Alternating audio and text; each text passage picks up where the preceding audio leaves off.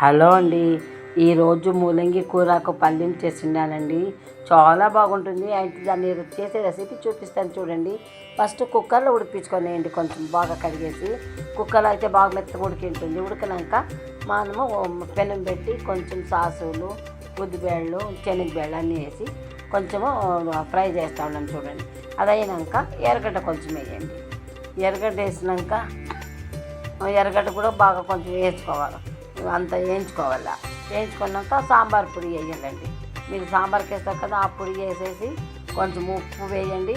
ఉప్పు వేసేసి అది కలబట్టాలి, బాగా ఫ్రై చేయాలి. కొంచెం అదంతా ఫ్రై అయినాక ఉడిపించి పెట్టుకుంటాం కదా మేము కూరని, దాన్ని నీళ్ళు వేయకుండా ఉడిపించుకోవాలి. నేను కొంచెంగా నీళ్ళు వేయాల్సి చాలా వేసేసింది మస్తాయి.